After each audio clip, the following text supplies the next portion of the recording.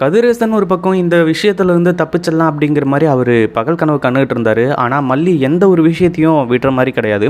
அதே மாதிரி ஏற்கனவே வந்து இப்போ பழைய இன்ஸ்பெக்டர், அதாவது சப் இன்ஸ்பெக்டர் தான் வந்து இங்கே அவ்வளோ பெரிய வேலையை வந்து பார்த்துட்ருக்காரு. நம்ம விஜய் மேலே கோவமாக இருக்கார். விஜய் வந்து இந்த மாதிரி பாத்ரூம்லாம் கழுவு விட்டுறாரு அப்படின்னு பார்த்தா, இப்போது புதுசாக வந்திருக்கக்கூடிய அந்த போலீஸும் வந்து நம்ம விஜயை, அதாவது விஜய் வந்து ஒத்துக்கிட்டாரு, எல்லாமே ஓகே தான். ஆனால் அந்த இடத்துல துன்புறுத்துறது அந்த மாதிரி ஒரு வகையில் எந்த ஒரு அவசியமே கிடையாது. ஏன்னா விஜய் இருந்துட்டு நான் தான் கொலை பண்ணேன் அப்படிங்கிற மாதிரி வந்து சொல்லி அவர் வந்து வாக்குமூலம் கொடுத்துருக்காங்க. இன்னும் இருக்கக்கூடிய ஆதாரங்கள் எல்லாத்தையுமே கொண்டு வந்து கடைசியில் கோர்ட்டில் வந்து சப்மிட் பண்ண வேண்டியது தானே. கோர்ட்டில் கொண்டு போய் விஜய் நிறுத்த வேண்டியது தானே அப்படிங்கிற ஒரு கேள்வி வருது. உண்மையிலேயே இந்த ஒரு விஷயத்தை யாருமே எதிர்பார்க்கவே இல்லை. அதே மாதிரி நம்ம மல்லியெல்லாம் வந்து இந்த தீபிகா போலீஸை வந்து சும்மா விடுறாங்களா அப்படின்னு கேட்டிங்கன்னா கண்டிப்பாக கிடையாது. அவங்க எந்த எல்லைக்கும் போகிறதுக்கு தயாராக இருந்துட்டு இருக்காங்க. அதுவும் இல்லாமல் நம்ம மல்லி இருந்துட்டு இப்போது விஜய்க்கு இவ்வளோ அவமானம் நடந்திருக்கு, அதுவும் இல்லாமல் தூங்க கூட விடல.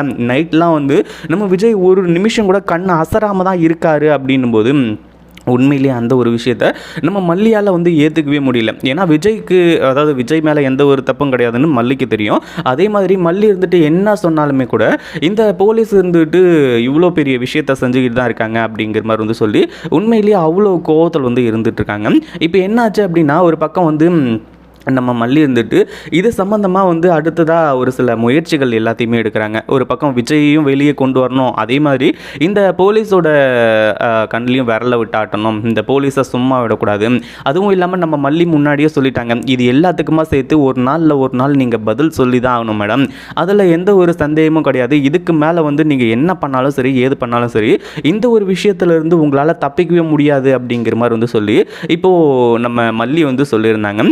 அதே மாதிரி தான் இப்போ எல்லாமே நடக்க போகுது. உண்மையிலேயே இந்த மேடம் வந்து இதை கொஞ்சம் கூட எதிர்பார்த்துருக்கவே மாட்டாங்க. மல்லி இப்படிப்பட்ட சரியான ஒரு சம்பவத்தை செய்வாங்க அப்படிங்கிற மாதிரி சொல்லி அடுத்ததாக மல்லி எங்கே போகிறாங்க அப்படின்னு பார்த்தீங்கன்னா, நேராக வந்து ஜட்ஜோட வீட்டுக்கே போய் இதை பற்றி வந்து கம்ப்ளைண்ட் பண்ண ஆரம்பிச்சுறாங்க. அதாவது இந்த கொலையில் நிறைய லீட்ஸ் இருக்குது, அதை எதையுமே வந்து நாங்கள் சொல்கிறத அந்த மேடம் வந்து கேட்க மாட்டேங்கிறாங்க.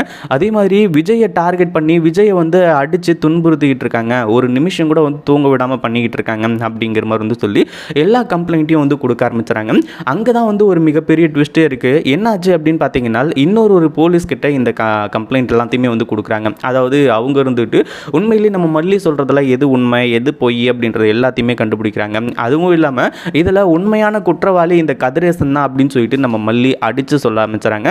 அதாவது இங்கே சொன்னாங்க வேலை நடக்கலை, அதுக்கப்புறம் தான் அங்கே சொன்னாங்க, அங்கே எல்லா வேலையும் நடந்தது மட்டும் இல்லாமல் கதிரேசனுக்கு எதிராக இப்போ நிறைய ஆதாரங்களை இப்போ திரட்ட ஆரம்பிச்சிட்டாங்க.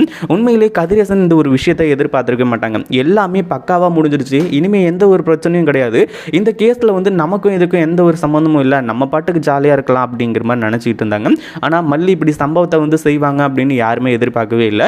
அமைதியாக முன்னாடி அந்த தீபிகா போலீஸ் இருந்துட்டு மல்லி சொல்கிறது எல்லாத்தையுமே கேட்டிருந்தாங்க அப்படின்னா இந்த கேஸை முடிச்சு அவங்க வந்து ஒரு அவார்டோ இல்லை கிவார்டோ ஏதோ ஒன்று வாங்கியிருக்கலாம். அந்த ஒரு விஷயம் எல்லாம் வந்து இப்போ ரொம்ப மிஸ் பண்ணிட்டாங்க அப்படின்னே சொல்லலாம். இப்போ என்னாச்சு அப்படின்னு பார்த்தீங்கன்னா, மேலிடத்துலேருந்தே வந்து விஜய் மேலே தப்பு கிடையாது அப்படிங்கிறத நிரூபித்து விஜயை வந்து வெளியே எடுத்துறாங்க.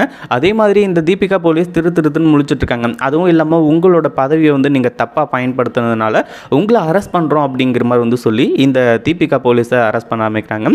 அதாவது இதுக்கு முன்னாடி அவங்க தம்பிக்கும் நம்ம மல்லிக்கும் ஏதோ பிரச்சனை, மல்லி வந்து அவங்க கல்யாணம் பண்ணிக்க மாட்டேன்னாங்க அப்படி இப்படிங்கிற மாதிரி வந்து சொல்லி அவங்க தம்பி செத்ததுக்கு காரணம் வந்து மல்லி தான் சொல்லிட்டு வந்து சொல்லி இப்போது மல்லி மேலே பயங்கரமான கோவத்தில் இருந்ததுனால தான் இது எல்லாத்துக்குமே காரணம்.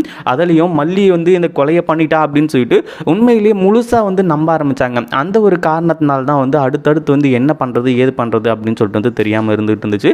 ஆனால் இப்போது நம்ம மல்லி இருந்துட்டு இதுக்கான ஒரு சம்பவத்தை சிறப்பாக செய்ய ஆரம்பிச்சிட்டாங்க. இதை வந்து உண்மையிலேயே இந்த தீபிகாவால் ஏற்றுக்கவே முடியல.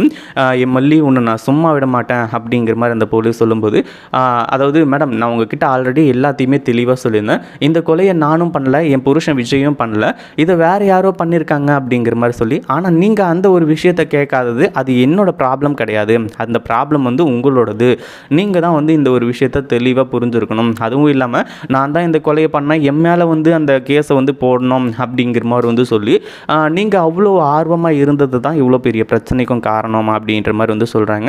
இன்னொரு பக்கம் வந்து நம்ம விஜய் இருந்துட்டு இப்படி யாராக இருந்தாலும் வந்து சரி, அதாவது குற்றவாளியே குற்றம் செஞ்சுருந்தாலுமே கூட இப்படியெல்லாம் துன்புறுத்துறது மிகவும் தவறு அப்படிங்கிற மாதிரி வந்து சொல்லி நம்ம விஜய் இருந்துட்டு இப்போது அந்த போலீஸை உண்டு இல்லைன்னு பண்ணிகிட்ருக்காங்க.